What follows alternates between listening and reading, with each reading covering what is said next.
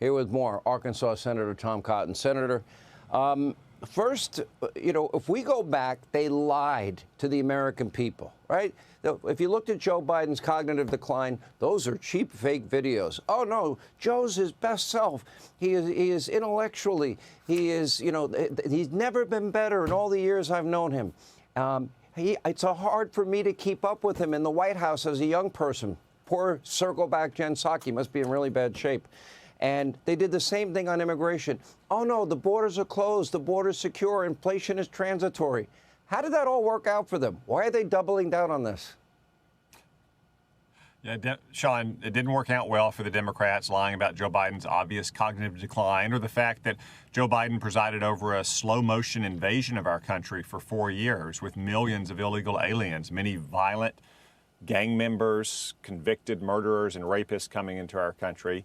And it won't go over well for the Democrats, as you pointed out, with the polling shows, when they're saying that, oh, the protests in Los Angeles are totally peaceful.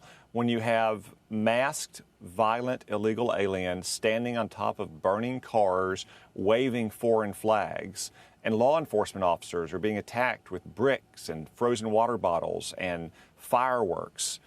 It was so bad that the Los Angeles police chief said that they were overwhelmed. That's the exact circumstances when you expect the governor to step in with the National Guard. But because Gavin Newsom is somehow both ideological and incompetent, President Trump had to take responsibility, federalize the Guard, as is his legal authority to do so, and ensured that the law is going to be enforced in Los Angeles, that law enforcement officers, both local and federal, are protected, and he's got Marines positioned, if necessary, to protect federal property and federal officers. These are, again, his basic constitutional responsibilities, which I support, which Republicans in Congress support, and once we pass our budget, we'll provide those brave immigration officers billions of dollars of more resources to make sure that we're delivering on our campaign promises to the American people, which is to secure the border and deport violent illegals.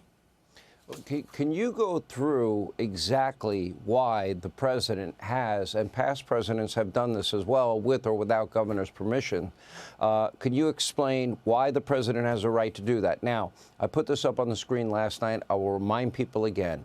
Law enforcement in California, because of sanctuary laws, are not allowed to even ask somebody's status. They're not allowed to assist ICE in their job. They're not allowed to even help them or turn somebody over to them. So they have handcuffs on them that Gavin Newsom and Mayor Bass and others have put on them. And my question to you is, Donald Trump can't count on local law enforcement. That makes it even that much more urgent in my mind that Donald Trump send in the Guard, send in whatever troops are necessary so that ICE can do their job at a point in time where we have a 413% increase of violence against them. Thoughts? Yeah, Sean, I feel badly for the Los Angeles Police Department. They have many brave officers, but they've got a Democratic mayor who's not allowing them to do their job. Contrast that with the report we heard at the top of the show in New York City, where the brave men and women of the NYPD are being allowed to crack down on any crimes from the very beginning before violence gets out of control. I hope that remains the case in New York, and it's a good example for the rest of the country.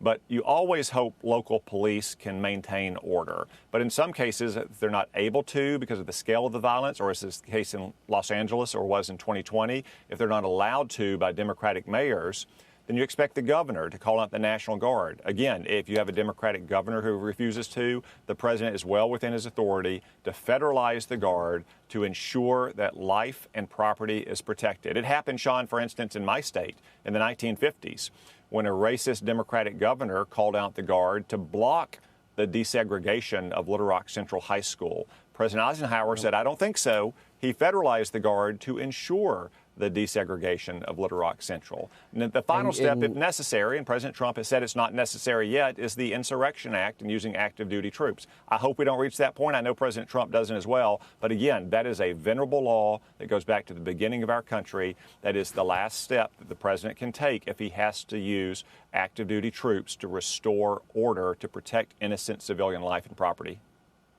Arkansas Senator Tom Cotton, thank you for being with us. Hey, Sean Hannity here. Hey, click here to subscribe to Fox News YouTube page and catch our hottest interviews and most compelling analysis. You will not get it anywhere else.